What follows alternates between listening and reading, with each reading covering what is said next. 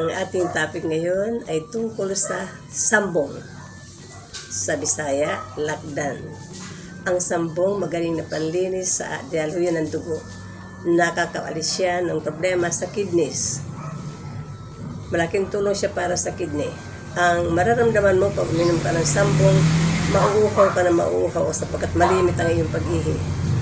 Kaya, inom ka ng tubig lang para tuloy malinis ang daluyan ng dugo natin papunta sa ihian.